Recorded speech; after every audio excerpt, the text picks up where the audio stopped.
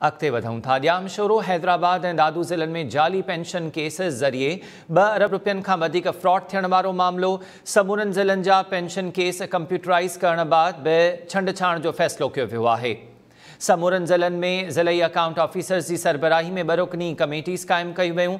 Additional ज़िलई accountant officer बि इन जा मेंबर हूंदा। कमेटी लाॻापियल ज़िले में हर महीने 10% पेंशन केसिस जी छंड-छाण कंदी।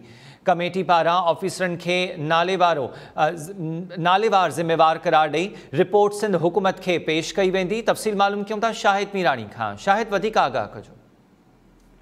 जी बिल्कुल, हमीर सिंध जे 3 ज़िलनि हैदराबाद, जामशोरो ऐं दादू ज़िलनि में जाली पेंशन केसनि ज़रिए 2 अरब रुपयनि खां वधीक रक़म जे फ्रॉड थियण वारे मामले खां पोइ नाणे खाते जी अख़्तियारनि समूरनि ज़िलनि जा पेंशन केस जेके आहिनि उहे कंप्यूटराइज़ करण खां पोइ पेंशन केसनि जी छंड-छाण जो फ़ैसिलो कयो वियो आहे। सूबे जे समूरनि ज़िलनि में ज़िले अकाउंट ऑफिसर जी सरबराही में 2 रुकनी कमेटियूं क़ाइमु कयूं वियूं आहिनि, जंहिंमें एडिशनल ज़िले अकाउंट ऑफिसर खे उन कमेटी में मेंबर तौरु मुक़ररु कयो वियो आहे। कमेटी खे इहा हिदायत कई वई आहे त हर महीने 10 केसनि जी छंड-छाण कंदी ऐं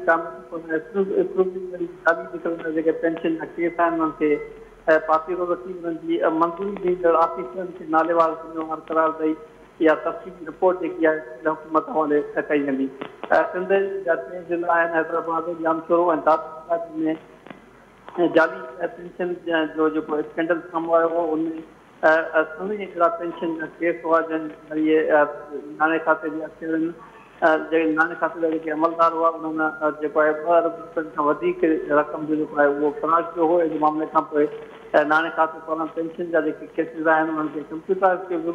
कंप्यूटराइज़ करण खां पोइ बि उन्हनि जी हिकु भेरो ॿियल छंड-छाण जो फ़ैसिलो कयो वियो आहे, जंहिंजे लाइ अकाउंट ऑफिसर आहिनि जेके ज़िलनि जा उन्हनि जी सरबराही में 2 रुकनी कमेटियूं क़ाइमु कयूं वियूं आहिनि। उन्हनि खे हिदायत कई वई आहे त उहो छंड-छाण कनि ऐं हर महीने जेको आहे ज़िले जा 10% जा जेके पेंशन वारा केस आहिनि उन्हनि जी छंड-छाण करे रिपोर्ट ॾिनी वेंदी। महिरबानी शाहिद, तफ़सील ॾियण जे लाइ।